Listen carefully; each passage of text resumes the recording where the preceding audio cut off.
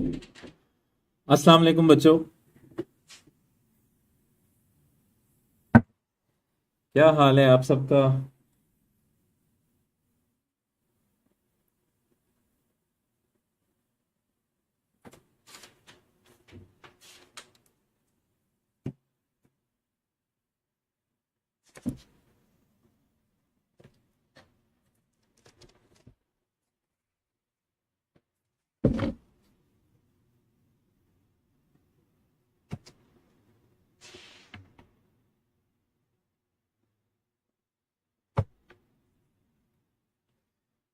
जी अल्हम्दुलिल्लाह, अल्लाह का शुक्र है।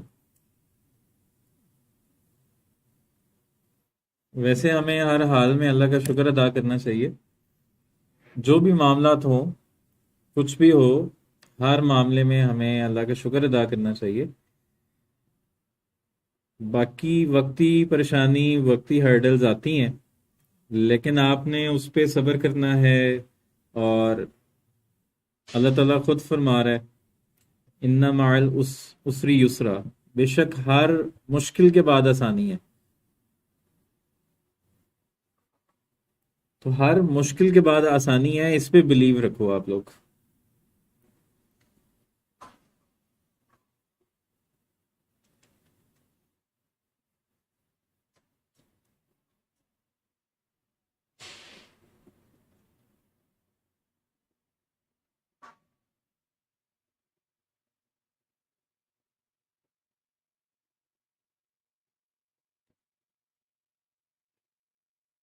तो कितनी तैयारी हो गई? आप सब ने रिवाइज कर लिया है? जितना हमने पढ़ लिया उतना रिवाइज कर लिया आप सब ने?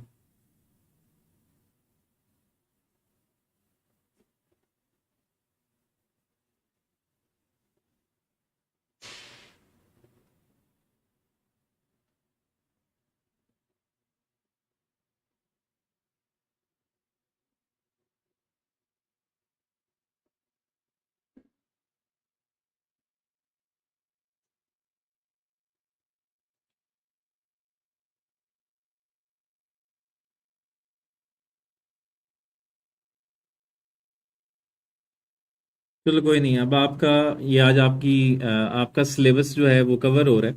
आज आपका सिलेबस खत्म हो जाएगा। फिर कल से आप लोगों का टेस्ट सेशन शुरू हो जाएगा। तो जो टेस्ट सेशन है ना, टेस्ट सेशन का मकसद ये होता है कि आप तैयारी करके जो है वो उसको टेस्ट दें। बगैर पढ़े टेस्ट को देना ये ठीक नहीं है, उससे उससे तैयारी नहीं होती। तो टेस्ट सेशन का मकसद ये है कि आपने डेली हर टेस्ट को, जो भी आपका टेस्ट है उसको आपने प्रिपेयर करना है, और प्रिपेयर करके आपने उस टेस्ट को अटेम्प्ट करना है। तभी उसका फायदा होगा, वैसे उसका फायदा नहीं है। तो लेट से अगर आपकी तैयारी नहीं भी है तो आप वो टेस्ट बाद में भी दे सकते हो तैयारी करके, क्योंकि वो टेस्ट जो है वो पोर्टल पे अवेलेबल होगा। ठीक है, वो टेस्ट आप तैयारी करके बाद में भी दे सकते हो, लेकिन टेस्ट जो आपने देना है वो तैयारी करके देना है।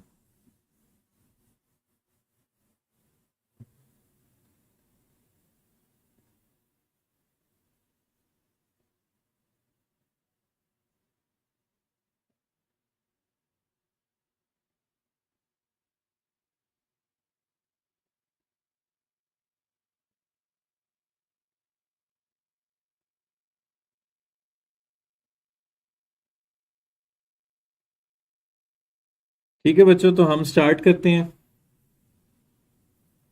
आज तो आप लोगों का फेवरेट यूनिट है, फेवरेट टॉपिक है, macromolecules.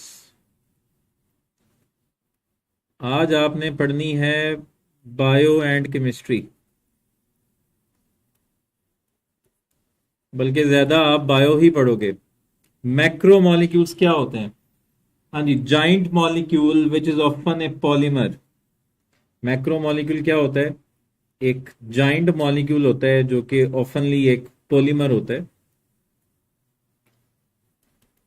Giant molecule which is often a polymer, जो ज्यादातर एक पॉलीमर होता है।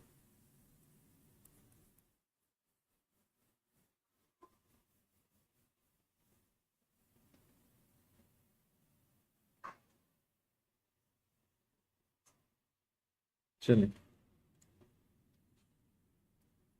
Giant molecule which is often a polymer, उसको हम कहते हैं मैक्रोमॉलिक्यूल। अब पॉलीमर क्या होता है? पोली का मतलब होता है मैनी, और मर का मतलब होता है यूनिट। तो जब कई यूनिट्स मिले तो वो एक पॉलीमर बन जाता है। तो पॉलीमर्स कहां से बनते हैं, कैसे बनते हैं? मोनोमर्स से। मोनो का मतलब होता है वन, सिंगल, और मर का मतलब यूनिट। तो जब मोनोमर्स आपस में मिलते हैं तो वो पॉलीमर बन जाता है, और वो एक जाइंट मॉलिक्यूल भी हो सकता है, उसको हम मैक्रो मॉलिक्यूल कहते हैं। तो इन मैक्रो मॉलिक्यूल्स में हमारे पास जो आपके पास बॉडी में जो हमारे पास मैक्रो मॉलिक्यूल्स प्रेजेंट है, तो उसमें हमारे पास चार बेसिक क्लासेस हैं: कार्बोहाइड्रेट्स, फैट्स, प्रोटीन्स, ठीक है, न्यूक्लिक एसिड्स। तो ये हमारे पास जो है ना चार क्लासेस हैं। तो हम इसमें पढ़ेंगे सिर्फ प्रोटीन्स और एंजाइम्स को। जी, हम किसको पढ़ेंगे? प्रोटीन्स को और एंजाइम्स को। हाँ जी, प्रोटीन्स का वर्ड कहां से निकला है? जी, आप सबको पता है प्रोटीन का वर्ड कहां से निकला है?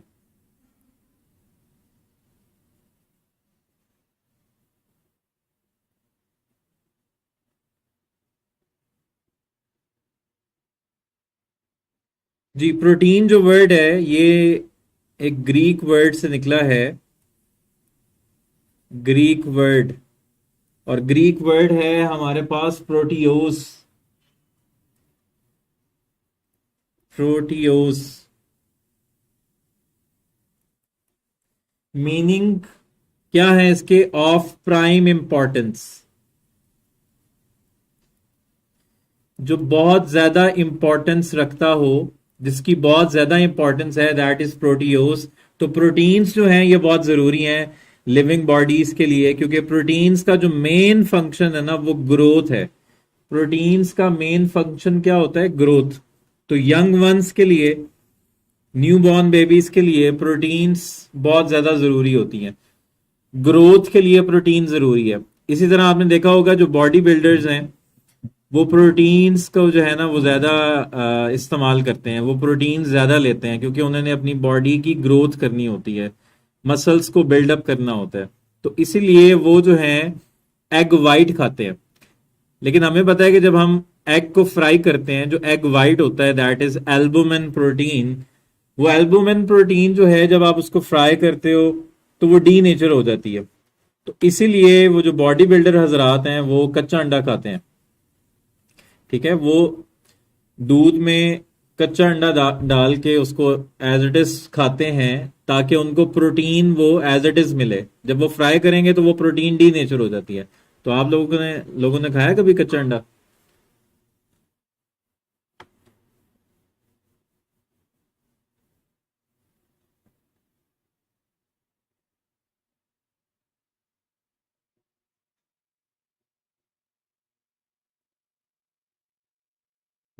तो कभी खा के देखना, और प्रोटीन लेना। एग्जाम से पहले प्रोटीन्स लो आप लोग भी। फ्राई करने से तो प्रोटीन डी नेचर हो जाती है।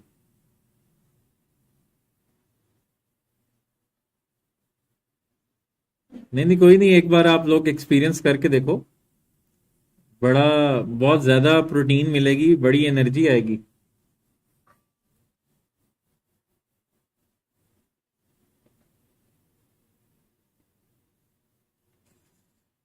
अच्छा जी, तो प्रोटीन्स किससे मिलके बने हैं? प्रोटीन्स मिलके बनी है अमाइनो एसिड से।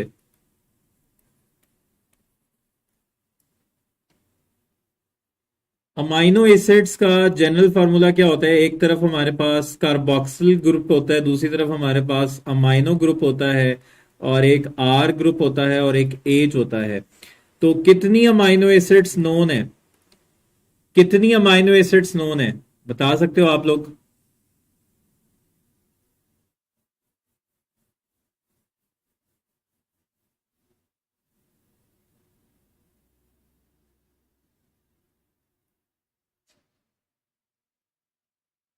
हाँ जी, प्रोटीन्स बनाने में ऑलमोस्ट 22 अमाइनो एसिड्स का रोल है। प्रोटीन्स बनाने में 20 to 22 अमाइनो एसिड्स का रोल है। अब उन तमाम अमाइनो एसिड्स में ये वाला पार्ट सेम रहता है, चेंज आता है सिर्फ इस आर ग्रुप में जिसको हम साइड चेन कहते हैं। तो ये बायो में आपने पढ़ा है, ये अमाइनो एसिड्स दो तरह के होते हैं, essential amino acids, non essential amino acids. Essential वो हैं जो हमारी बॉडी में नहीं बनते हैं, उनको थ्रू डाइट लेना जरूरी होता है। नॉन एसेंशियल वो होते हैं जिनको डाइट के थ्रू लेना जरूरी नहीं होता, ये हमारी बॉडी में खुद ब खुद बनते हैं। तो एसेंशियल नॉन एसेंशियल के नाम आते हैं आप लोगों को?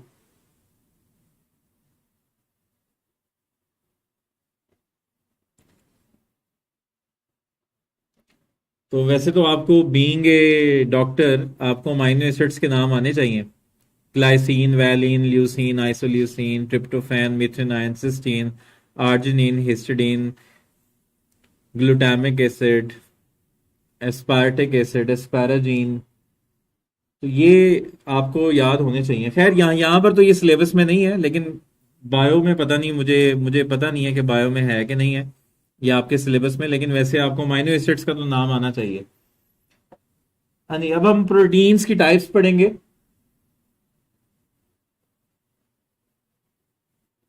Types of proteins.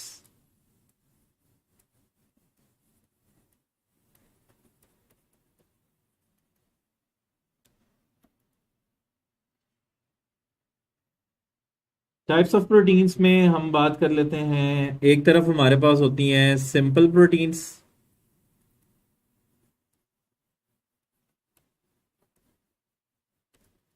फिर हमारे पास होती हैं कॉन्जुगेटेड प्रोटीन्स,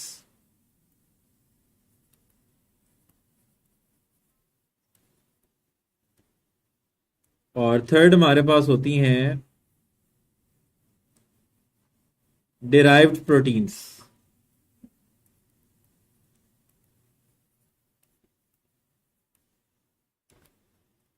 ठीक है, ये हमारे पास टाइप्स हैं प्रोटीन्स की। Conjugated, simple proteins, conjugated proteins, derived proteins.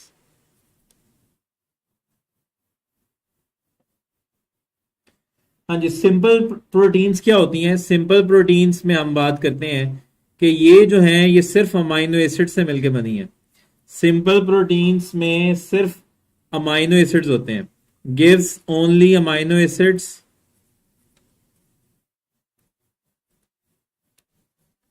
और इट्स डेरिवेटिव्स। तो इसमें हमारे पास सिंपल प्रोटीन्स जो हैं वो सिर्फ अमाइनो एसिड से मिलकर बनती हैं। इसमें हमारे पास एग्जांपल है ग्लोबुलिन्स, एल्बुमिन्स और कोलेगन्स।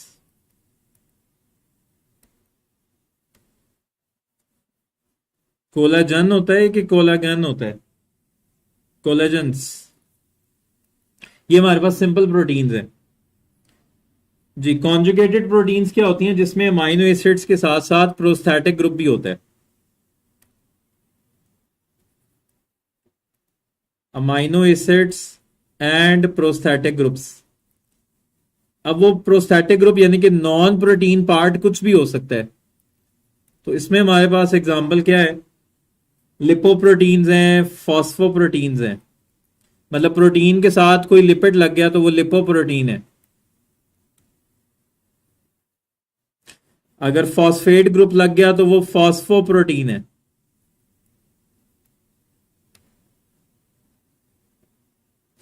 डेराइव प्रोटीन्स में क्या होता है? डेराइव प्रोटीन्स जो हैं इनमें अमाइनो एसिड के साथ साथ वो सब्सटेंसेस भी होते हैं जो हम सिंपल कॉन्जुगेटेड प्रोटीन से डेराइव करते हैं।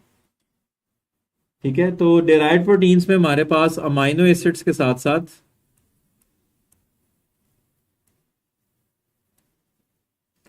वो सब्सटेंसेस भी होते हैं जो हम डिराइव करते हैं कॉन्जुगेटेड प्रोटीन से, plus substances derived from conjugated proteins. ये हमारी डिराइव्ड प्रोटीन्स होंगी। तो इसमें हमारे पास एग्जांपल हैं पेप्टोन्स, ओलिगोपेप्टाइड्स,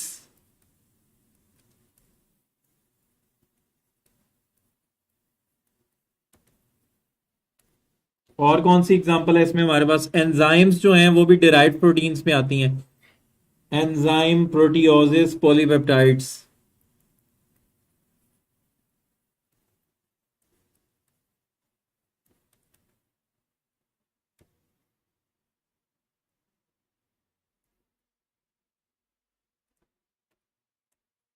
ठीक है, तो ये हमारे पास है डिराइव्ड प्रोटीन्स। अच्छा जी, अब हम बात करेंगे स्ट्रक्चर ऑफ प्रोटीन्स की। प्रोटीन्स का स्ट्रक्चर क्या होता है, किस लेवल पे हम उसको स्टडी कर रहे हैं। तो बेसिकली हम प्रोटीन्स का जो स्ट्रक्चर है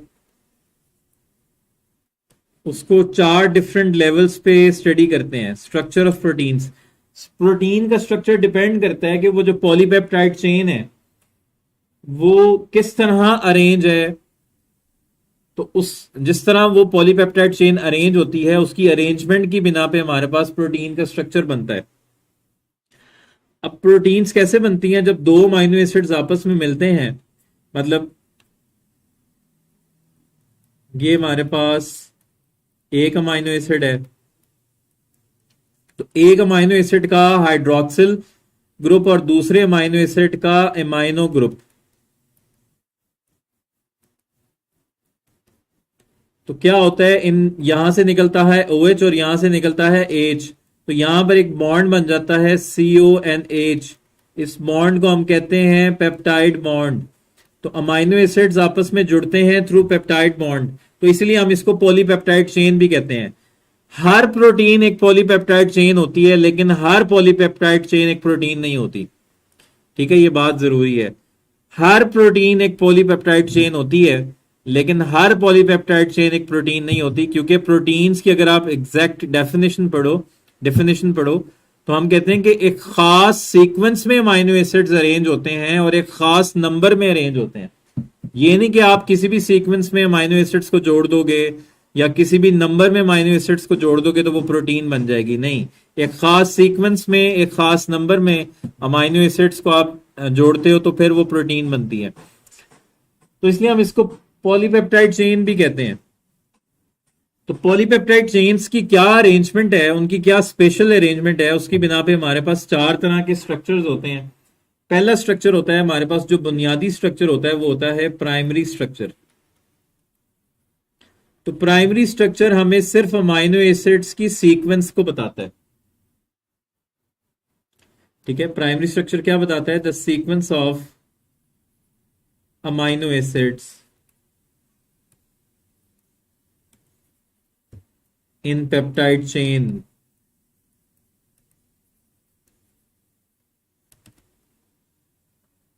ठीक है, अमीनो एसिड्स की क्या सीक्वेंस है पेप्टाइड चेन के अंदर, ये उसका प्राइमरी स्ट्रक्चर है।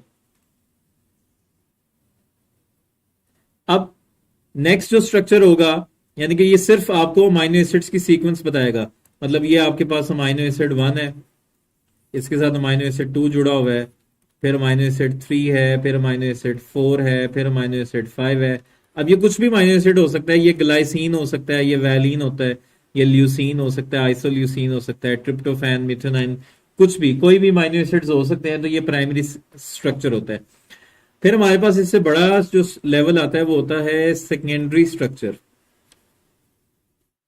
ये जो सेकेंडरी स्ट्रक्चर है इसमें क्या होता है कि वो जो आपके पास जो पेप्टाइड चेन है वो क्वाइल हो जाती है। ठीक है, वो स्पाइरल शेप में आ जाती है या जिग जैग मैनर में आ जाती है। सेकेंडरी स्ट्रक्चर में हमारे पास क्या होता है, या तो वो स्पाइरल शेप में आ जाती है पेप्टाइड चेन, या जिग जैग मैनर में आ जाती है। जब वो स्पाइरल शेप में आती है तो आपने उसका नाम पढ़ा हुआ है, दैट इज अल्फा हेलिक्स। ठीक है, जब वो किस शेप में आ रही है, स्पाइरल शेप में आ रही है।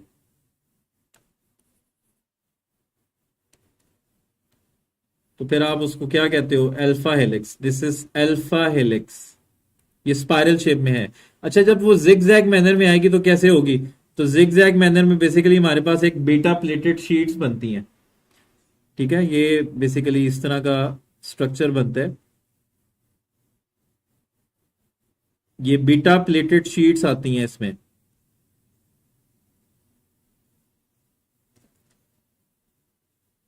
ये जिग जैग मैनर में होता है, ये होता है बीटा प्लेटेड शीट्स।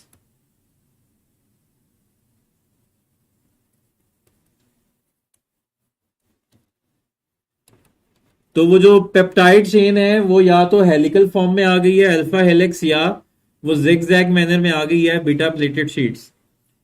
और ये स्ट्रक्चर जो है ये कौन मेंटेन करता है? अल्फा हेलिक्स और बीटा प्लेटेड शीट्स, ये स्ट्रक्चर किसकी वजह से मेंटेन रहता है? हाइड्रोजन बॉन्ड्स की मदद से।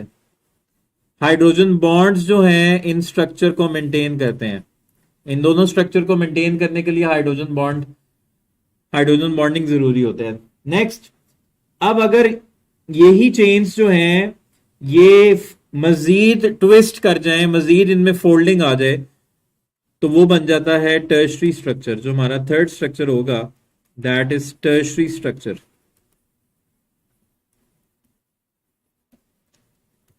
इसमें मजीद आपके पास सुपर कॉइलिंग हो जाती है, इसमें ट्विस्टिंग हो जाती है, फोल्डिंग हो जाती है।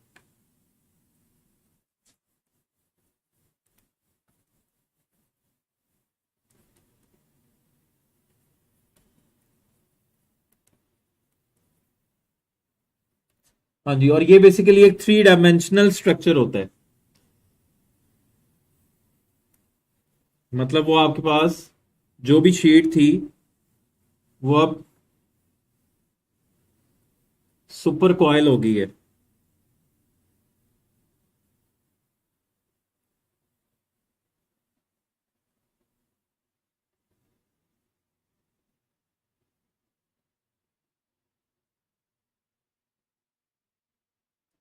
तो इस तरह ये हमारे पास एक कॉइलिंग हो जाती है।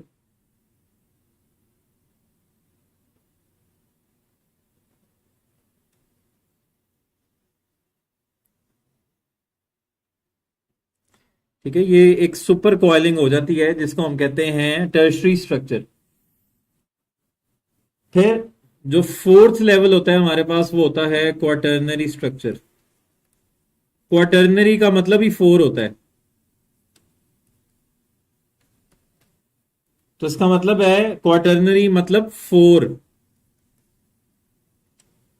इसका मतलब है हम फोर्थ फेज में प्रोटीन की क्रिएशन को पढ़ रहे हैं। स्टडी ऑफ प्रोटीन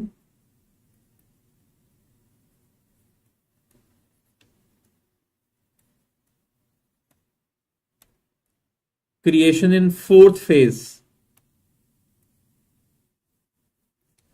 चौथे फेज में हम दाखिल हो चुके हैं प्रोटीन का स्ट्रक्चर पढ़ने के लिए, तो दैट इज क्वाटर्नरी स्ट्रक्चर। तो ये जो क्वाटर्नरी स्ट्रक्चर है ये इसमें मल्टीपल फोल्डेड प्रोटीन मॉलिक्यूल्स होते हैं या मल्टी सब यूनिट कॉम्प्लेक्स होता है। और क्वाटर्नरी स्ट्रक्चर को मेंटेन करने के लिए हमारे पास कौन कौन सी इंटरैक्शंस होती हैं? तो इसमें हमारे पास क्वाटर्नरी स्ट्रक्चर को मेंटेन करने के लिए एक तो हाइड्रोजन बॉन्डिंग है, दूसरा सॉल्ट ब्रिजेस है, फिर हमारे पास डाइसल्फाइड बॉन्ड्स हैं। तो ये जो बॉन्डिंग है, ये जो इंटरैक्शंस हैं, ये जरूरी हैं क्वाटर्नरी स्ट्रक्चर को मेंटेन करने के लिए। हाँ जी, हाइड्रोफोबिक इंटरैक्शंस भी कहते हैं। तो आपने पढ़ा है कि 2 ऐसे अमाइनो एसिड्स हैं जिनमें सल्फर प्रेजेंट होता है, तो वो डाइसल्फाइड ब्रिजेस बनाते हैं, वो डाइसल्फाइड बॉन्ड बनाते हैं। जी, वो कौन से अमाइनो एसिड्स हैं जिनमें सल्फर प्रेजेंट होता है? वो 2 अमाइनो एसिड्स हैं जिनमें सल्फर प्रेजेंट होता है।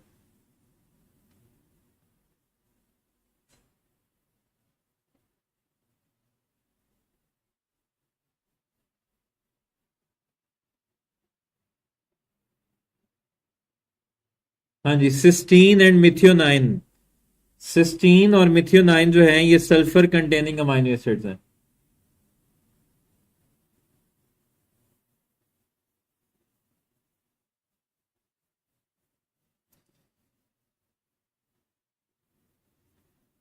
अच्छा जी, अब हम प्रोटीन्स की पढ़ेंगे इंपॉर्टेंस।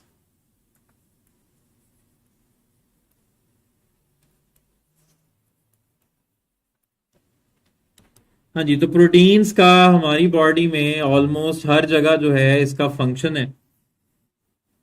तो प्रोटीन्स का सबसे पहला फंक्शन क्या है? ये प्रोटोप्लाज्म बनाने में रोल प्ले करती हैं प्रोटीन्स। Formation of protoplasm. हाँ जी, the living part of the cell is called protoplasm. तो प्रोटोप्लाज्म बनाने में प्रोटीन्स का रोल है, और ये पूरी लाइफ की इसेंस है प्रोटोप्लाज्म। फिर इस तरह जो दूसरा है हमारे पास, दैट आर न्यूक्लियो प्रोटीन्स। तो जो न्यूक्लियो प्रोटीन्स हैं ये हेरिडिटरी मटेरियल है। तो न्यूक्लियो प्रोटीन्स हमारी बॉडी के लिए बहुत जरूरी हैं। ये कॉम्प्लेक्स प्रोटीन्स हैं और act as the carrier of heredity from one generation to the other. फिर उसके बाद हमारे पास एंजाइम्स हैं। हम अभी एंजाइम्स को पढ़ेंगे। एंजाइम्स जो हैं ये बायो कैटलिस्ट हैं, ये रिएक्शंस की स्पीड को बढ़ाते हैं। इनके बगैर मेटाबॉलिक एक्टिविटी पॉसिबल नहीं है। तो लाइफ जो है वो एंजाइम्स के बगैर पॉसिबल नहीं है। फिर उसके बाद है हमारे पास, फोर्थ है हमारे पास, हाँ जी, हीमोग्लोबिन। हीमोग्लोबिन का क्या काम है? ये ऑक्सीजन कैरी करती है from our lungs to all parts of the body. Haemoglobin जो है एक ऑक्सीजन कैरियर है। फिर कुछ हार्मोन्स जो हैं वो हमारी बॉडी में किसके तौर पे एक्ट करते हैं? हार्मोन्स के तौर पे एक्ट करते हैं। जैसे कि इंसुलिन एक हार्मोन है और इंसुलिन एक प्रोटीन है। तो इंसुलिन का क्या काम, क्या होता है कि जो ब्लड ग्लूकोज लेवल है अगर वो ज्यादा हो गई है तो उसको नॉर्मल लेवल पे लेके आना। तो यानी कि हार्मोन्स का काम होता है रेगुलेटरी फंक्शन। हार्मोन्स का हमारी बॉडी में रेगुलेटरी फंक्शन होता है। इंडस्ट्री में हम प्रोटीन्स को इस्तेमाल करते हैं कहां पर? हाइट्स बनाने में, लेदर इंडस्ट्री में इस्तेमाल करते हैं। तो आपको पता है ना, जो लेदर होता है वो खाल से बनता है, उसके अंदर प्रोटीन होती है। फिर इसके अलावा हमारे पास जो नेक्स्ट इंपॉर्टेंस है उसमें हमने बात करनी है, दैट इज जेलेटिन। जेलेटिन एक प्रोटीन है, कैसे बनती है? By heating of bones. Bones को अगर हम हीट करें या स्किन को हीट करें या टेंडन्स को हीट करें तो उससे एक प्रोटीन बनती है, दैट इज जेलेटिन। और जेलेटिन कहाँ इस्तेमाल होती है? वहीं पर जो चीजें आप बड़े शौक से खाते हो, बेकरी आइटम्स में, बेकरी गुड्स में। तो ये आइटम्स आप बहुत शौक से खाते हो, तो इसके अंदर जेलेटिन प्रोटीन इस्तेमाल होती है बाय हीटिंग बोन्स, टेंडन।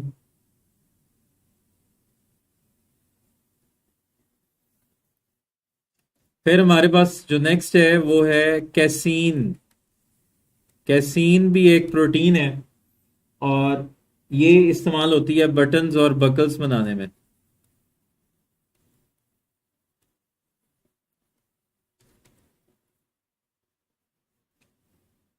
और इसी तरह जो प्रोटीन्स हम सोयाबीन से हासिल करते हैं, प्रोटीन्स फ्रॉम सोयाबीन, वो इस्तेमाल होती हैं प्लास्टिक्स बनाने में। ठीक है, तो सारी इंपॉर्टेंस जो है ये आपने याद रखनी है। तो ये जो टॉपिक है ये लर्न बाय हार्ट है, तो इसको आपने याद रखना है। हाँ जी, ब्यूटी प्रोडक्ट्स में तो वो जो है नहीं आपका डंकी, डंकी की खाद इस्तेमाल होती है कॉस्मेटिक्स आइटम बनाने के लिए। और लाहौरिये जो हैं वो वैसे भी मशहूर हुए हुए हैं कि ये जो है ना खोता खाते हैं।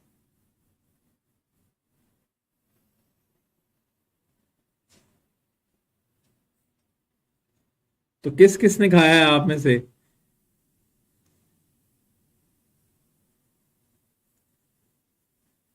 जी, आप में से कौन कौन लाहौर से है? किस किस ने जो है ना वो डंकी खाया हुआ है? नहीं, यहां पर आपने अमाइनो एसिड के नेम याद नहीं करने। यहां पर अमाइनो एसिड के जो नेम्स हैं वो जरूरी नहीं है।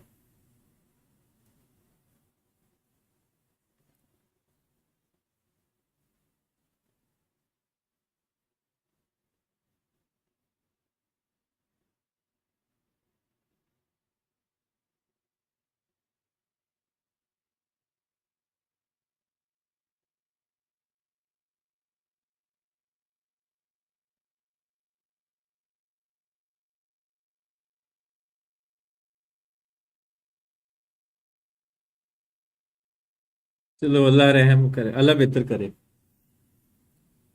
तो ये आपने इंपॉर्टेंस याद करनी है। अब इसके बाद है जी डीनेचरेशन ऑफ प्रोटीन। क्या प्रोटीन्स को हम डीनेचर कर सकते हैं?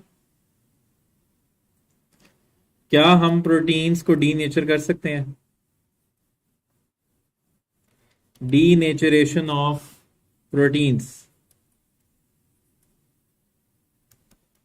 यस, हम प्रोटीन्स को डीनेचर कर सकते हैं। कैसे?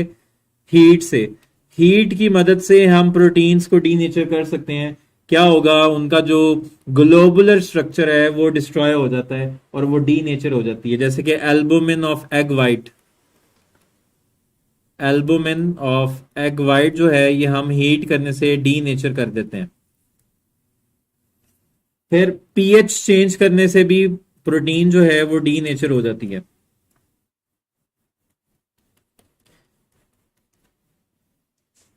पीएच को चेंज करने से प्रोटीन जो है वो डीनेचर हो जाती है। जैसे कि हम एंजाइम्स की बात करते हैं, हर एंजाइम्स जो हैं वो किसी खास पीएच पे जो है ना वो वर्क करती हैं।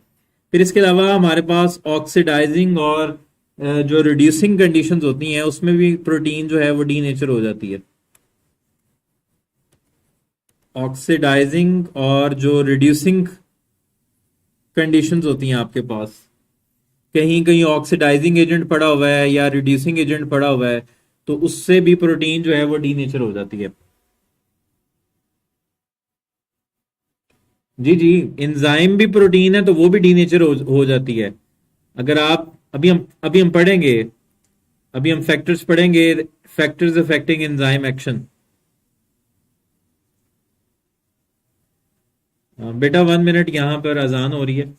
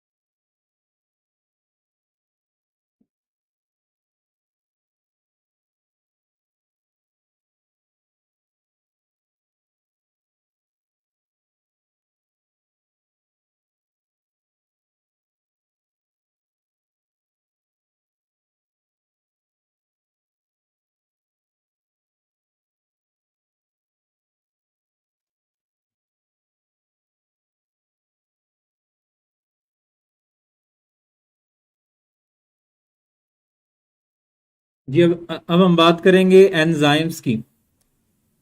ये जो एग वाइट है इसमें हमने ये बात की है कि ये जो एग वाइट है ये एल्बुमिन होती है।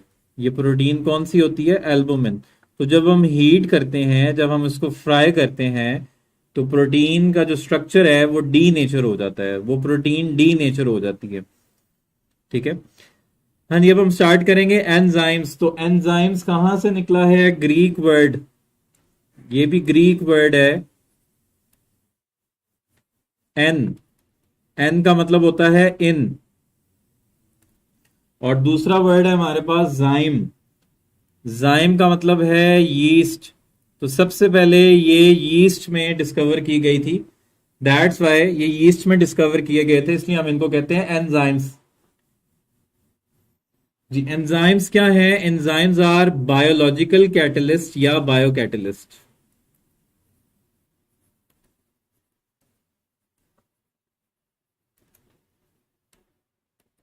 जो क्या करते हैं, जो बॉडी की जो मेटाबॉलिक एक्टिविटी है, मेटाबॉलिक एक्टिविटी उसकी उसकी स्पीड को अल्टर करते हैं, उसकी स्पीड को चेंज करते हैं।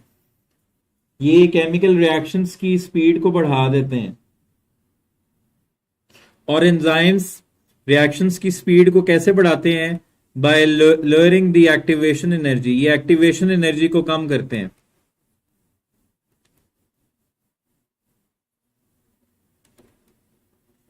और हमें पता है कि हर एंजाइम जो है वो स्पेसिफिक होता है अपने एक्शन में।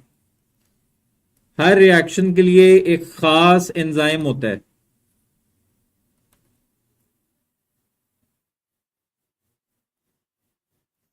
और इसमें आप मैकेनिज्म पढ़ते हो, मैकेनिज्म ऑफ एंजाइम एक्शन जो है आपके पास, कि बेसिकली हमारे पास पूरा एंजाइम इन्वॉल्व नहीं होता। एंजाइम की एक खास साइट होती है जिसको आप कहते हो एक्टिव साइट। ये जो है ये हमारे पास होती है एक्टिव साइट। और एक्टिव साइट जो है ये कॉम्प्लीमेंट्री होती है to the substrate. Active site is complementary to the substrate. तो एक खास एक्टिव साइट पे एक खास सबस्ट्रेट बाइंड करता है। तो ये सबसे पहले आपको पता है कि ये एंजाइम सबस्ट्रेट कॉम्प्लेक्स बनता है।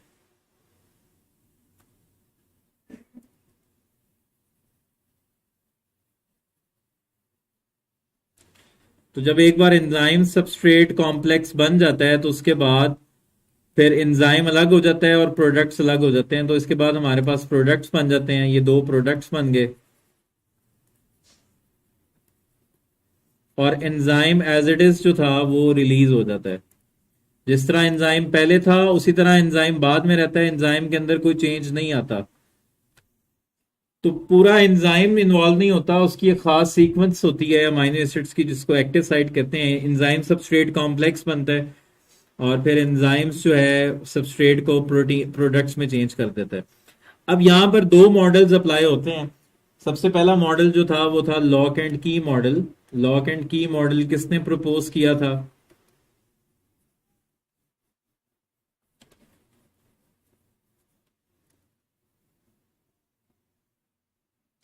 अगर आप एंजाइम प्रोटीन को किसी ऑक्सीडाइजिंग एजेंट के अंदर रख दो, मतलब जो हमारे पास ऑक्सीडाइजिंग एजेंट्स होते हैं, अगर आप उसके अंदर प्रोटीन को रख दो तो प्रोटीन जो है उसको वो ऑक्सीडाइज कर देगा। तो प्रोटीन का जो स्ट्रक्चर है वो डी नेचर हो जाएगा। इसी तरह जो रिड्यूसिंग एजेंट्स है अगर आप उनके साथ रखोगे तब भी उसकी जो वो रिड्यूस कर देगा प्रोटीन्स को, तो उसका स्ट्रक्चर जो है वो डी नेचर हो जाएगा। जिसमें जो पहला मॉडल था हमारे पास दैट इज लॉक एंड की मॉडल, और ये एक जर्मन केमिस्ट ने दिया था, एमिल फिशर।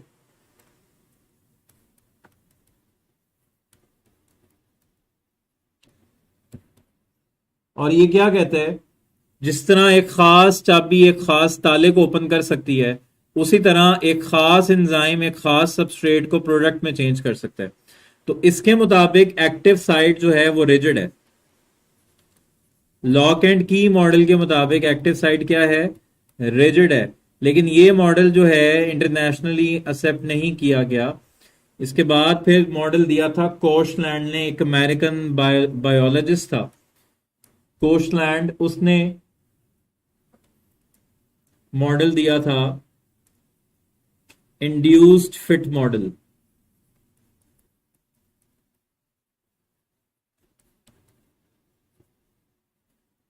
इसके मुताबिक ये कह रहा है कि एंजाइम की जो एक्टिव साइट है वो रिजिड नहीं है। एंजाइम की जो एक्टिव साइट है लेट से वो इस तरह की है, एंजाइम की एक्टिव साइट रिजिड नहीं है। जब सबस्ट्रेट आता है ना उसके पास, मतलब वो कह रहा है कि ये सबस्ट्रेट है, तो कहते हैं जब सबस्ट्रेट उसके साथ आके बाइंड होता है तो उसकी एक्टिव साइट में चेंज आता है, मॉडिफिकेशंस आती हैं ताकि वो सबस्ट्रेट को बिल्कुल अपने अंदर फिट कर ले। तो इसके मुताबिक एक्टिव साइट जो है वो रिजिड नहीं है, active site is not rigid. और यही मॉडल जो है इंटरनेशनली फिर एक्सेप्ट किया गया। तो इंड्यूस का मतलब होता है चेंज लेके आना। तो एंजाइम की एक्टिव साइट में चेंजिंग आएगी ताकि सबस्ट्रेट बिल्कुल फिट हो जाए उसके अंदर।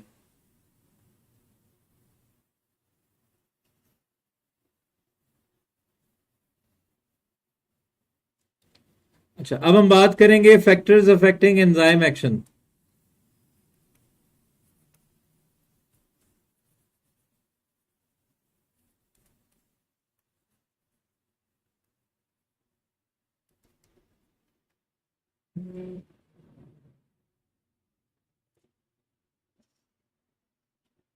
जी, पहला फैक्टर क्या है जो एंजाइम एक्शन को अफेक्ट करेगा? That is temperature.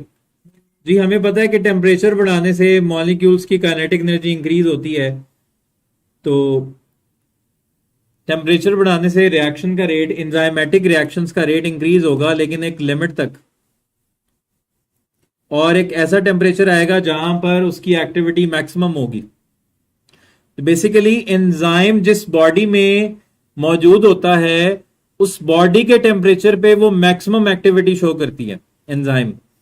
तो इस तरफ हमारे पास टेम्परेचर है और इस तरफ हमारे पास उसकी एक्टिविटी है, rate of enzyme catalysed reaction है, इस तरफ उसका रेट है। तो टेम्परेचर बढ़ाने से उसका रेट जो है वो इंक्रीज हो रहा है और एक खास टेम्परेचर पे जाके उसकी एक्टिविटी मैक्सिमम होगी। और उस टेम्परेचर के बाद अगर आप टेम्परेचर इंक्रीज करोगे तो वो उसकी एक्टिविटी कम होगी। तो हमारी बॉडी के लिए ये जो टेम्परेचर है ये 37 डिग्री सेंटीग्रेड है। हमारी बॉडी का टेम्परेचर है 37 डिग्री सेंटीग्रेड। तो हमारे एंजाइम्स बेस्ट वर्क करते हैं 37 डिग्री सेंटीग्रेड पे। तो 37 डिग्री सेंटीग्रेड हमारी बॉडी के लिए ऑप्टिमम टेम्परेचर है एंजाइम्स के लिए। तो वो टेम्परेचर जिसपे कोई एंजाइम अपनी मैक्सिमम एक्टिविटी शो करे उसको हम कहते हैं ऑप्टिमम टेम्परेचर।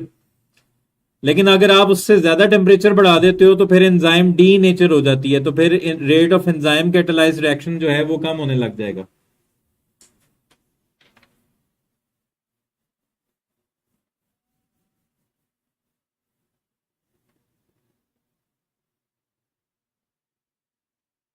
अच्छा, कुछ प्लांट के एंजाइम्स हैं, कुछ प्लांट के एंजाइम्स हैं जैसे कि यूरिएज। प्लांट एंजाइम्स में एक एंजाइम है यूरिएज। तो इसके लिए जो ऑप्टिमम टेम्परेचर है वो 60 डिग्री सेंटीग्रेड है। तो जो एनिमल्स के एंजाइम्स हैं उनके अंदर ज्यादातर जो ऑप्टिमम टेम्परेचर है वो 37 ही है, जैसे कि हमारी बॉडी के लिए। प्लांट के एंजाइम्स में एक एंजाइम ये यूरिएज है जो कि 60 डिग्री सेंटीग्रेड इसके लिए ऑप्टिमम टेम्परेचर है। फिर नेक्स्ट है जी हमारे पास पीएच। नेक्स्ट फैक्टर है पीएच। तो अगेन पीएच में भी इसी तरह ही है, यही इसी तरह ग्राफ है। किसी खास पीएच पे इसकी मैक्सिमम एक्टिविटी होती है एंजाइम की, तो उसके दोनों तरफ जो है उसकी एक्टिविटी कम होती है। तो ये हमारे पास ऑप्टिमम पीएच होती है। अब पीएच चेंज होने से क्या होता है? पीएच चेंज होने से बेसिकली एंजाइम्स के जो अमाइनो एसिड्स हैं वो आयोनाइज हो जाते हैं, उनके ऊपर चार्ज आ जाता है। पीएच चेंज होने से उन पे चार्ज आ जाता है, वो आयोनाइज हो जाती हैं। तो पीएच के लिए बड़ी नैरो रेंज होती है एंजाइम्स के लिए। नेक्स्ट फैक्टर है हमारे पास सबस्ट्रेट कंसंट्रेशन।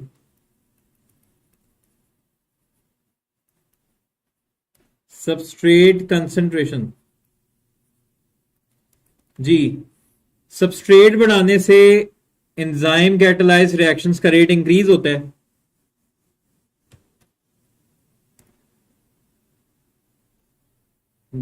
जी, क्या ट्रेंड होगा हमारे पास? एक्स एक्सिस पे लेंगे हम सबस्ट्रेट कंसंट्रेशन,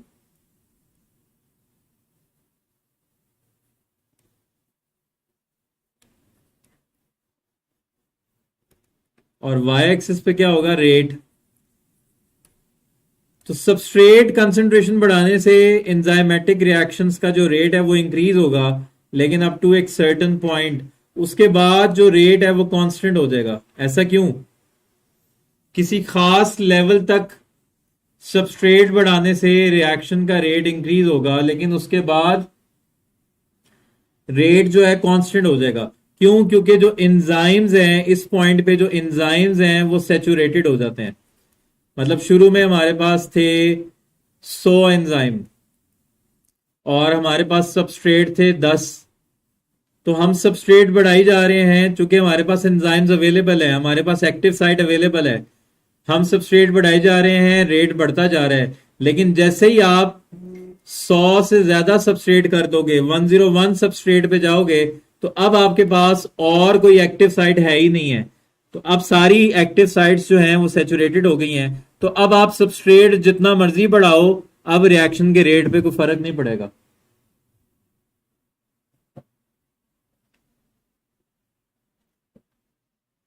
हाँ जी, हमारी जिंदगी में कुछ ऐसे लोग होते हैं, कम, बहुत कम लोग होते हैं जो हमारी एक्टिविटी को बढ़ाते हैं, और बहुत सारे लोग होते हैं जो हमारी एक्टिविटी को कम करते हैं, जो हमें डीग्रेड करते हैं। तो उनको हम अपनी जिंदगी का विलन कहते हैं या इनहिबिटर कहते हैं।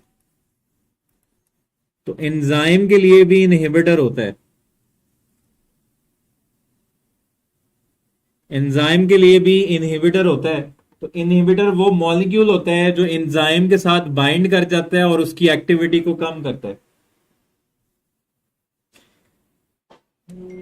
Decreases the activity of enzyme.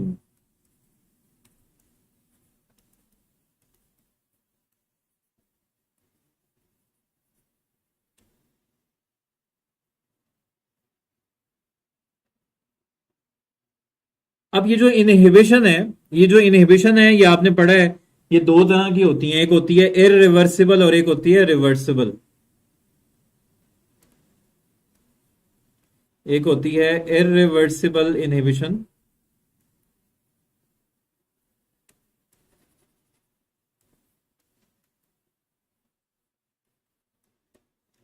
और एक होती है रिवर्सिबल। हाँ जी, तो क्या डिफरेंस है दोनों में?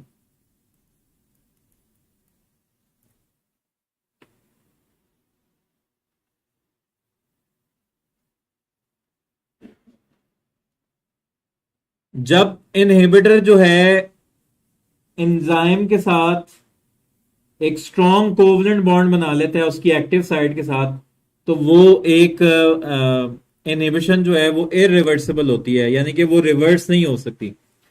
इनहिबिटर जो है वो एक स्ट्रॉन्ग बॉन्ड बना लेता है।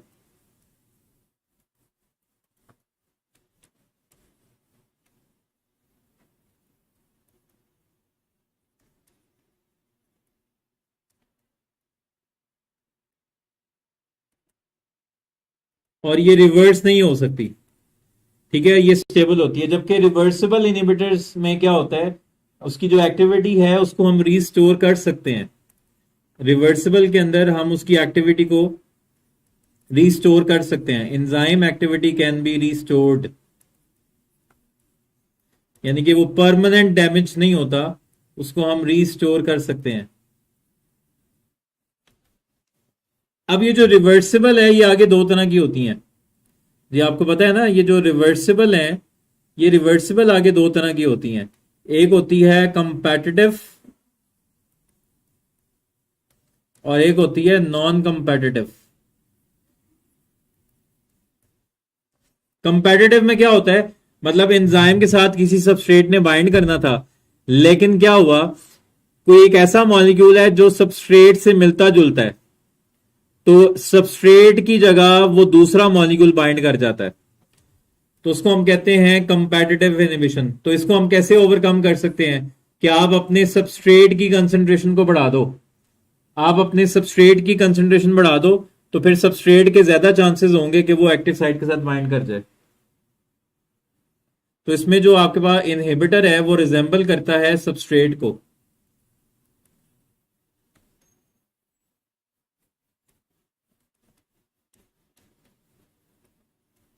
जबकि नॉन कंपेटिटिव में कैसा होता है, नॉन कंपेटिटिव में जो इनहिबिटर है वो सबस्ट्रेट के जैसा नहीं होता। इसमें क्या होता है, इसमें जो इनहिबिटर है वो एक्टिव साइट के अलावा किसी और साइट पे जाके बाइंड कर जाता है। इनहिबिटर बाइंड्स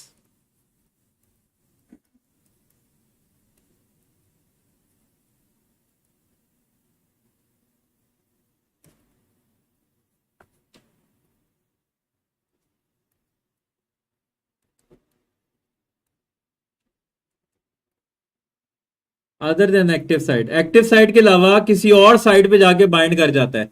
तो इससे क्या होगा, जब ये किसी और साइट पे जाके बाइंड करेगा तो उसकी जो एक्टिव साइट की शेप है वो डीफॉर्म हो जाएगी। तो जब एक्टिव साइट की शेप खराब हो जाएगी तो वहां पर जो सबस्ट्रेट है वो बाइंड नहीं कर सकेगा। जी, उस साइट को हम कहते हैं एलोस्टेरिक साइट। जी, उस साइट को हम क्या कहते हैं, एलोस्टेरिक साइट। माशाल्लाह, बड़ी बायो आती है अभी आप लोगों को।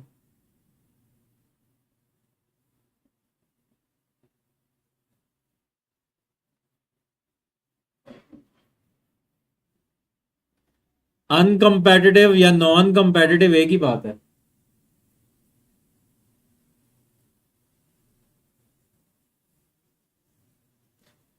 अब एंजाइम की इंडस्ट्रियल एप्लीकेशंस क्या हैं? Industrial application of enzyme.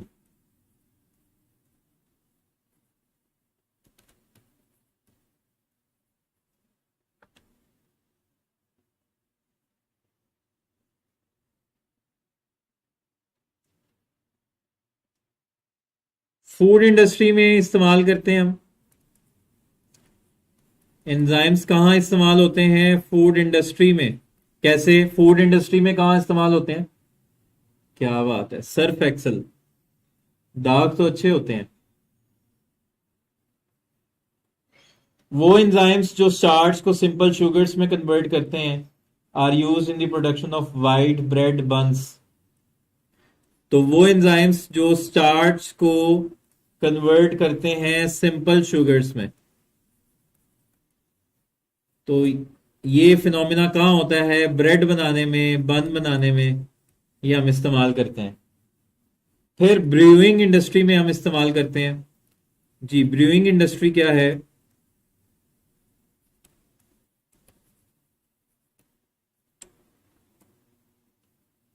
तो एंजाइम्स जो है इसमें स्टार्च और प्रोटीन्स को ब्रेक डाउन करते हैं और ये यीस्ट की मदद से इसमें अल्कोहल बनती है। स्टार्च या प्रोटीन्स को ब्रेक डाउन किया जाता है with the help of yeast और इससे क्या बनती है? अल्कोहल। Brewing industry. फिर हमारे पास पेपर इंडस्ट्री है। तो पेपर इंडस्ट्री में कहाँ इस्तेमाल होता है जी एंजाइम? पेपर इंडस्ट्री में हम एंजाइम, पेपर कहाँ से बनता है? पेपर बनता है वुड से और वुड के अंदर होती है स्टार्च। तो इसमें हमने स्टार्च को ब्रेक डाउन करना होता है ताकि उसकी विस्कोसिटी कम की जाए। तो स्टार्च की ब्रेक डाउन जो है ना वो जरूरी होती है पेपर बनाने के लिए। फिर बायोलॉजिकल डिटर्जेंट्स जो होते हैं आपके पास,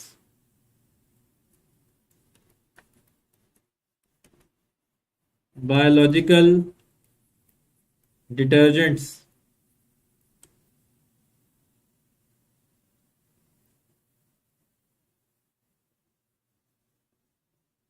तो वो जो आपके पास डिटर्जेंट्स हैं उसके अंदर एंजाइम्स ही होते हैं ना। जैसे कि अगर आपके कपड़ों पे कोई प्रोटीन का दाग लग गया, मतलब आपने जो है ना बीफ या मटन ज्यादा खा लिया था, प्रोटीन लग गई उसके ऊपर, कपड़ों के ऊपर, तो प्रोटीन को दूर करने के लिए उस डिटर्जेंट में आपके पास एंजाइम होगा, protease enzyme. Protease enzyme protein stains को दूर करने के लिए होगा फ्रॉम द क्लॉथ। इसी तरह अमाइलेज एंजाइम्स इस्तेमाल होते हैं डिश वॉशिंग में to remove resistant starch residues. इस तरह बर्तन धोने के लिए हमारे पास एमाइलेज एंजाइम होता है क्योंकि उसमें ज्यादा स्टार्च होता है।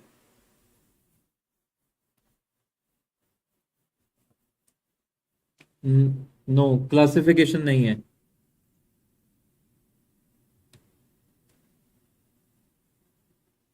फिर डेयरी इंडस्ट्री में इस्तेमाल होता है।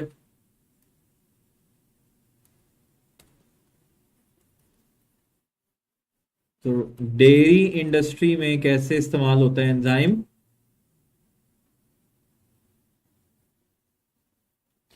तो जो आप चीज खाते हो ना, चीज पिज्जा के ऊपर जो आप चीज खाते हो बड़े शौक से, तो वो चीज बनाने के लिए हमारे पास एंजाइम चाहिए होती है लाइपेज। लाइपेज एंजाइम हम इस्तेमाल करते हैं फॉर द प्रोडक्शन ऑफ चीज। ये चीज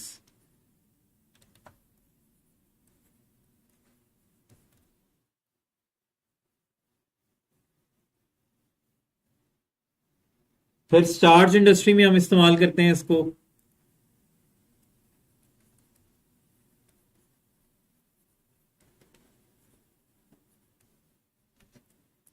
स्टार्च इंडस्ट्री में कैसे? Amylose amylo glucosidase glucoamylase enzymes use होते हैं स्टार्च को ग्लूकोज में कन्वर्ट करने के लिए या सिरप बनाने के लिए। ग्लूकोज या कोई और सिरप अगर आपने बनाना है तो स्टार्च इंडस्ट्री में हम ये सिरप बनाने के लिए ये इस्तेमाल करते हैं अमाइलेज ग्लूकोमाइलेज। ये क्या करते हैं? स्टार्च को तोड़ के ग्लूकोज सिरप बना देते हैं।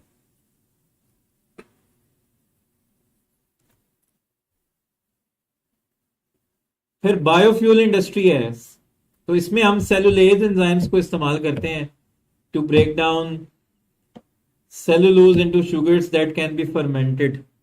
बायोफ्यूल इंडस्ट्री है। उसके बाद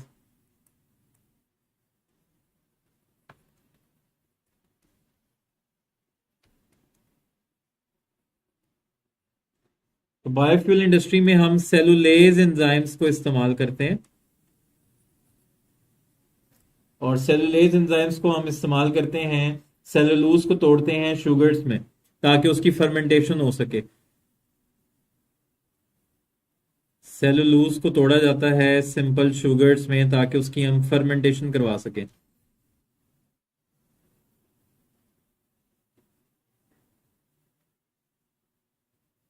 फिर रबर इंडस्ट्री में हम इस्तेमाल करते हैं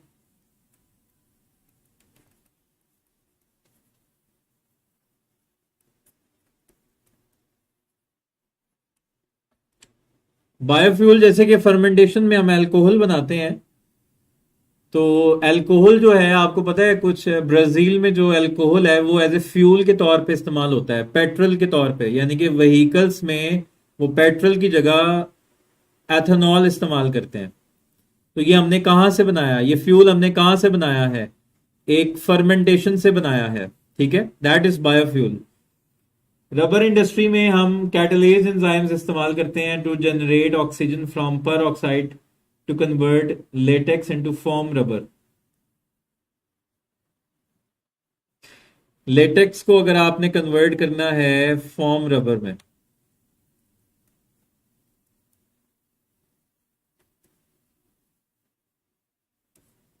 तो उसमें हम कैटलेज एंजाइम्स इस्तेमाल करते हैं।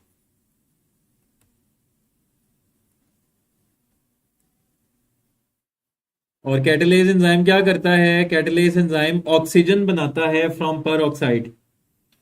फिर उसके बाद फोटोग्राफिक इंडस्ट्री में इस्तेमाल करते हैं protease ficin enzymes are applied to dissolve gelatin of scrap film allowing recovery of its silver content.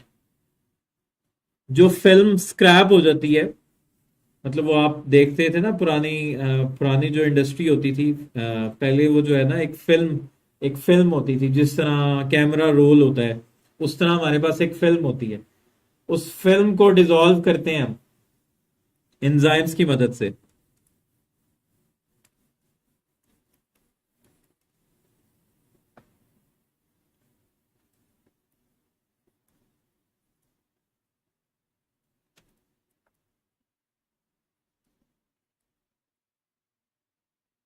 जी, ये फेडरल में है। प्रोटीएज एक एंजाइम है, फिसिन। फिसिन एंजाइम हम इस्तेमाल करते हैं टू डिसॉल्व जेलेटिन ऑफ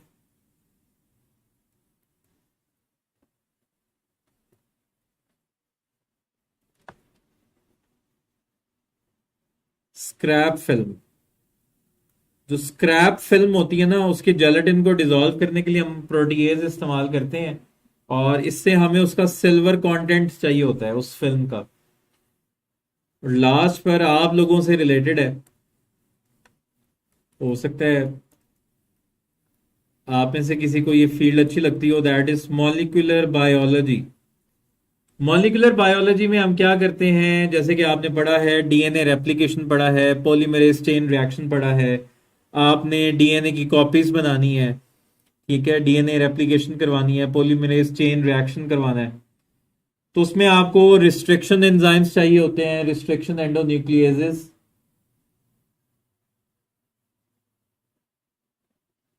और डीएनए लाइगेज चाहिए होता है अगर आपने दो डीएनए को जोड़ना है आपस में। पॉलीमरेज एंजाइम्स हैं, डीएनए पॉलीमरेज हैं। तो ये जेनेटिक इंजीनियरिंग में ही हम सारा कुछ इस्तेमाल करते हैं। रिस्ट्रिक्शन एंजाइम्स, रिस्ट्रिक्शन एंडोन्यूक्लियेजेस यानी कि कट करने के लिए। जेनेटिक इंजीनियरिंग में जैसे कि आप रिकम्बिनेंट डीएनए बनाते हो, तो दो डीएनए को आपस में जोड़ देते हो, तो पहले आप उनको कट करते हो, फिर उन डीएनए को जोड़ने के लिए आपको एंजाइम चाहिए, डीएनए लाइगेज। इस तरह डीएनए की रेप्लिकेशन करवाने के लिए डीएनए पॉलीमरेज चाहिए होती है आपको।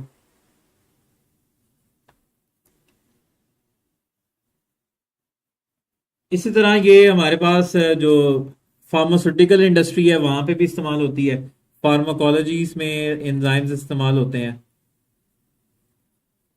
एग्रीकल्चर में, मेडिसिन में ये एंजाइम्स इस्तेमाल होते हैं। इसके साथ साथ ये फोरेंजिक्स में भी इस्तेमाल होते हैं, फोरेंजिक साइंस में भी हम इनको इस्तेमाल करते हैं।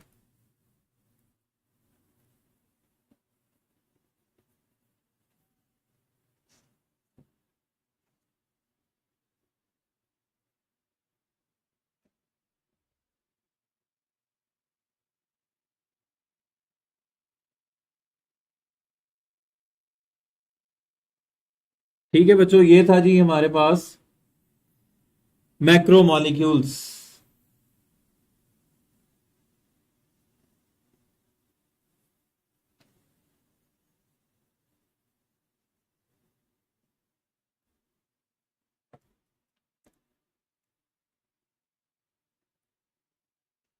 जी क्वेश्चन है, many enzymes contain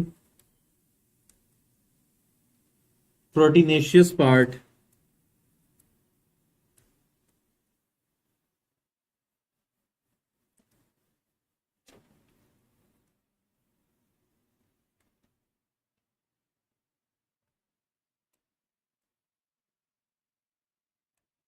many enzymes contain proteins part known as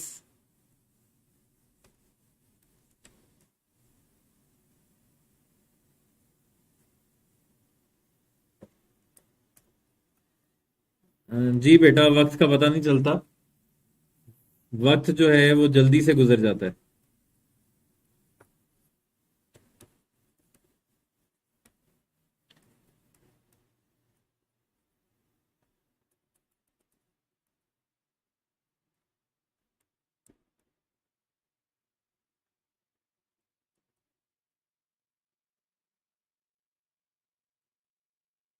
हाँ जी, जो प्रोटीन पार्ट होता है उसको हम कहते हैं एपो एंजाइम। और अगर प्रोटीन पार्ट के साथ नॉन प्रोटीन पार्ट भी मिल जाए तो वो एंजाइम एक्टिव हो जाती है, उसको हम होलो एंजाइम कहते हैं।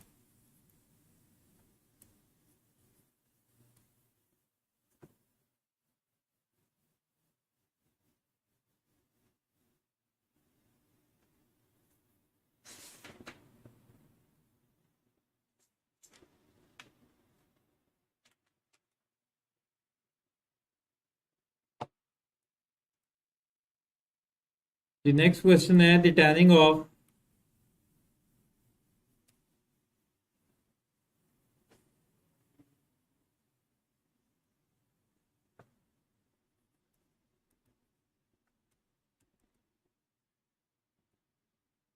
The tanning of hides is, hides किसको कहते हैं?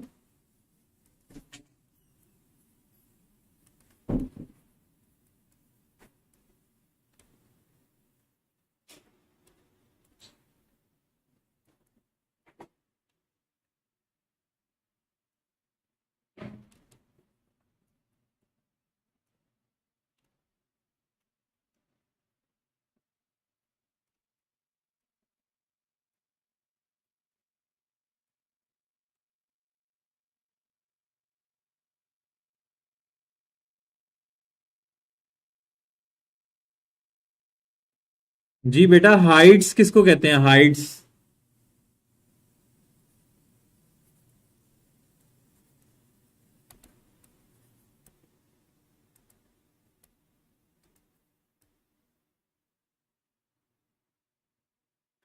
The tanning of hides is precipitation of protein, hydrolysis of protein, rancidity of fat, condensation of amino acids. जी, खाल, खाल को हम कहते हैं हाइड। तो बेसिकली जब हम हाइट्स की टैनिंग करते हैं ना, टैनिंग ऑफ हाइट से मुराद होता है, ये बात आपने याद रखनी है, इसमें हम प्रोटीन्स को प्रेसिपिटेट कर रहे होते हैं। This is precipitation of protein.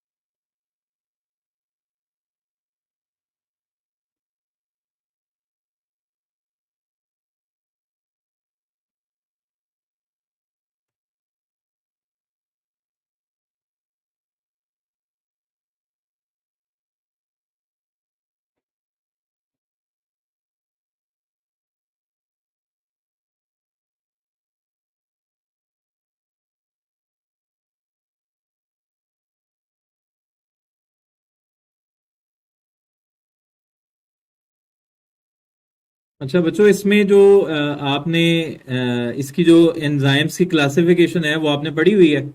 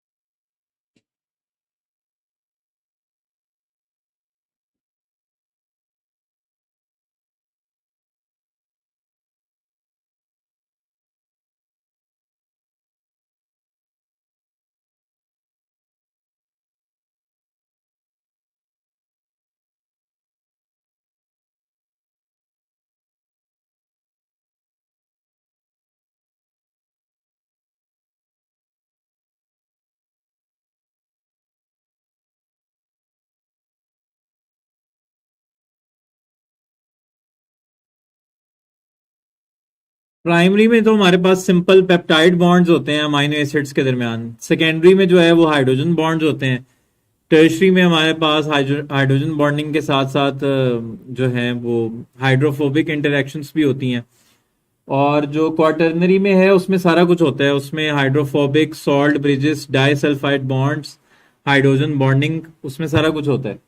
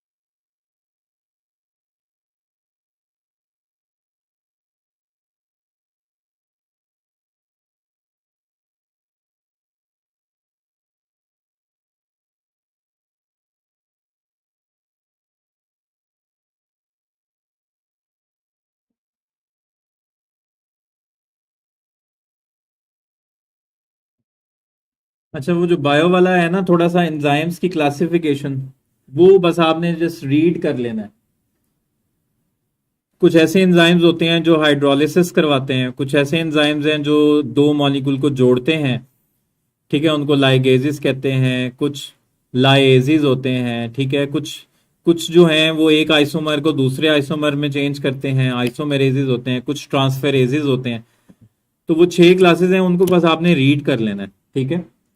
Safer side पे रहने के लिए, सेफर साइड पे रहने के लिए जस्ट आपने रीड कर लेना है उसको।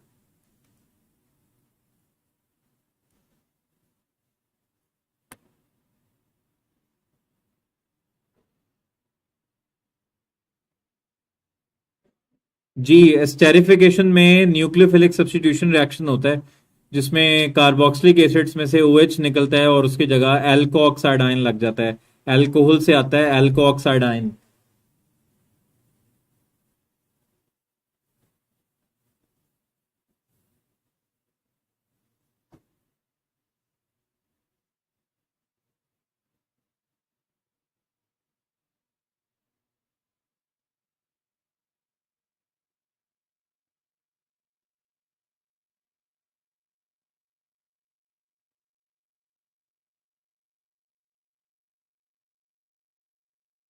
जी जी, फेडरल की जो बुक है ना, उसका ये जो PMC ने जो सिलेबस बनाया हुआ है, तो इसके अगर आप कंटेंट्स देखो तो ये फेडरल की बुक के ही कंटेंट्स लिखे हैं उन्होंने। तो ये जो लर्निंग ऑब्जेक्टिव्स हैं, ये सारा लर्निंग ऑब्जेक्टिव जो है ये फेडरल की बुक का ही है।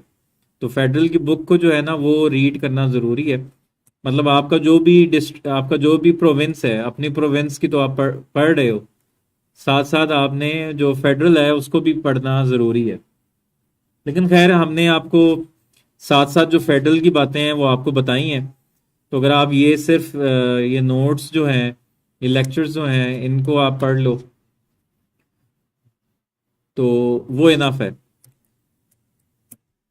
अच्छा, अब चूंकि आपका टेस्ट सेशन शुरू हो रहा है, तो अब टेस्ट सेशन जो है ना ये आपका टर्निंग पॉइंट होगा।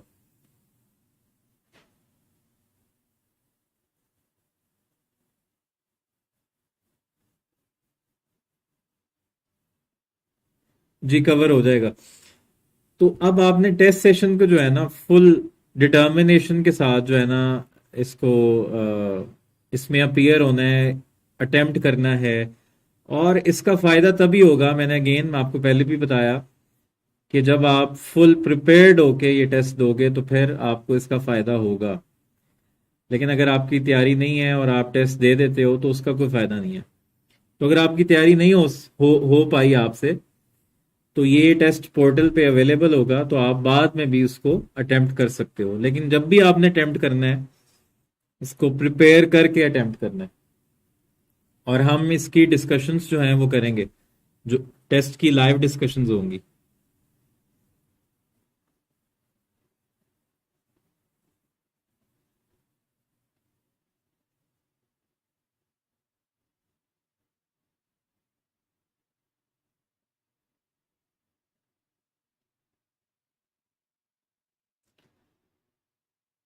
बस आप लोग हमें दुआओं में याद रखो।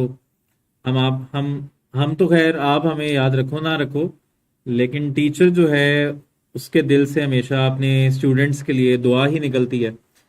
और ये जो टीचर, इस दुनिया में दो ऐसे लोग होते हैं जिसको आपकी कामयाबी पे फख्र होता है। बाकी सारी दुनिया जो है ना आपकी कामयाबी से जेलस होते हैं। एक आपके फादर, एक आपका वालिद और एक आपका टीचर, ये दोनों आपको अपने से ज्यादा कामयाब देखना चाहते हैं। बाकी सारी दुनिया जो है ना आपकी कामयाबी से जेलस होगी। लेकिन आपके फादर, आपके वालिद और आपके टीचर हमेशा आपको अपने से आगे, अपने से ज्यादा कामयाब देखना चाहते हैं। तो हमारी दुआएं हमेशा आपके साथ हैं।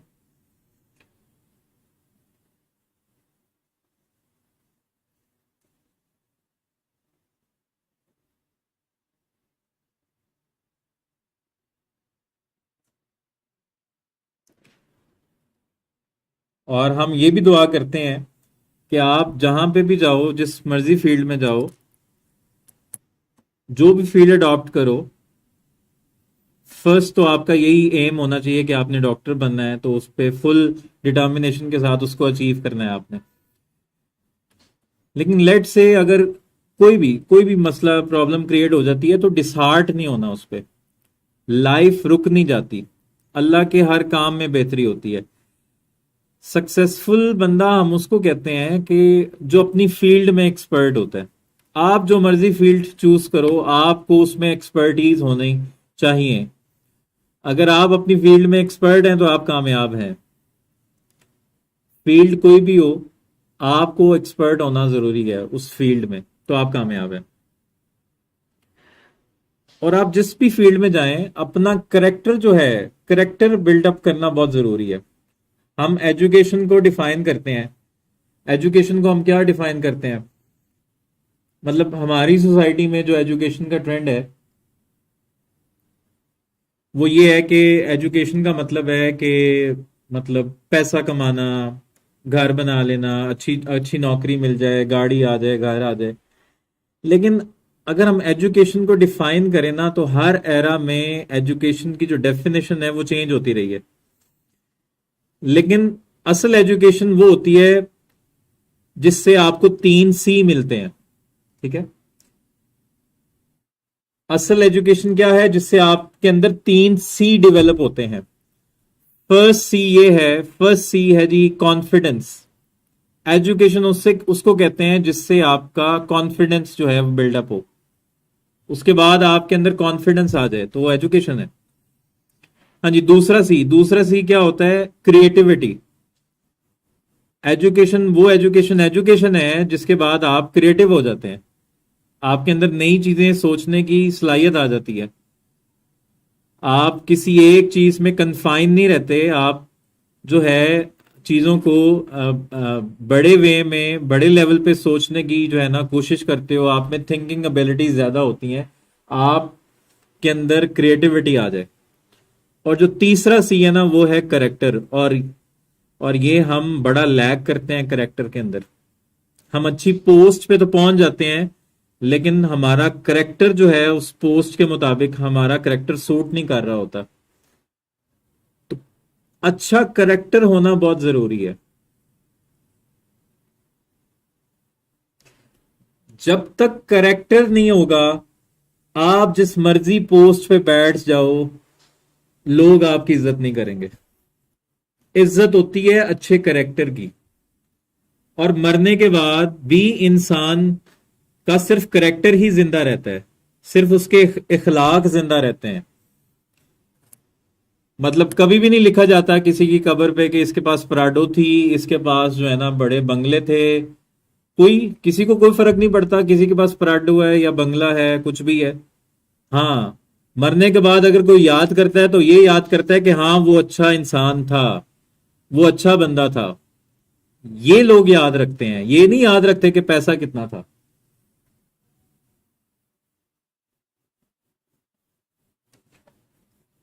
तो करेक्टर बिल्डिंग पे भी आप लोगों ने जो है ना फोकस करना है। इंशाल्लाह अल्लाह आपको डॉक्टर बनाए। तो लेकिन डॉक्टर बनने के बाद जो आप एम लेके चलते हो, मतलब आप लोगों का, बच्चों का एम ये होता है कि हम डॉक्टर इसलिए बन रहे हैं कि हम गरीबों की मदद करें, हमें गरीबों का एहसास है, हम लोगों की मदद कर सकें।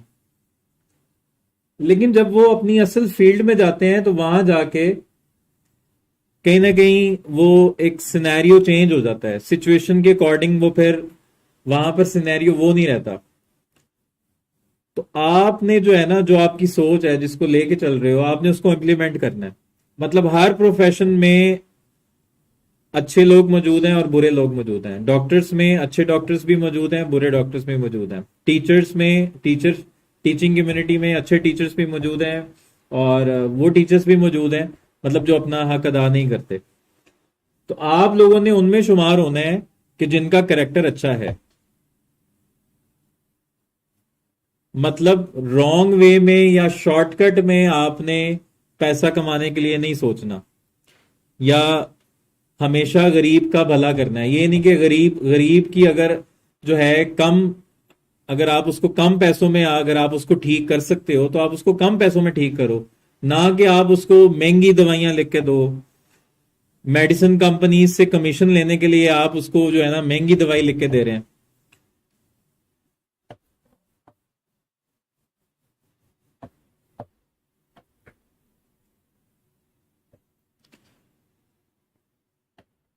तो आप लोग जहां भी जाओ, जिस मर्जी पोस्ट पे जाओ, करेक्टर, अच्छा अखलाक, ये होना बहुत जरूरी है। डीलिंग्स बहुत जरूरी हैं कि आपकी जो डीलिंग्स हैं आपकी लाइफ में वो फेयर फेयर डीलिंग्स होनी चाहिए। मतलब अगर आप हज करने जा रहे हैं और दूसरों का हक मार के, दूसरों के पैसे मार के आप हज करने जा रहे हैं, तो उस हज का फायदा नहीं है। हमारी सोसाइटी में ऐसे लोग मौजूद हैं, दूसरों के पैसे मार के हज कर आते हैं, तो उस हज का क्या फायदा।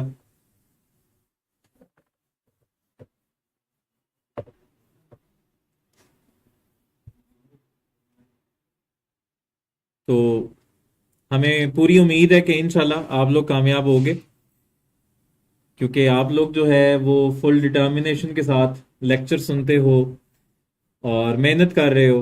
तो इंशाल्लाह अल्लाह ज़रूर आपको अपनी इस मेहनत का सिला देगा।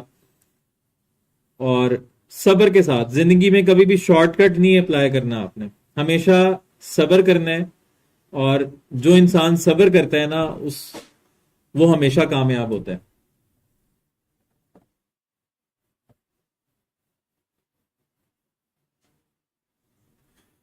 तो इंशाल्लाह अब हम टेस्ट सेशन में डिस्कशन में मिलेंगे। तो अल्लाह आपको कामयाब करे। इंशाल्लाह हम टेस्ट डिस्कशन में मिलेंगे।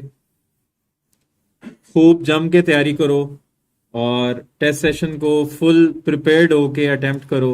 इंशाल्लाह अल्लाह ज़रूर बेहतर करेगा और आपको कामयाब करेगा। अपना ख्याल रखिएगा। अल्लाह हाफिज़।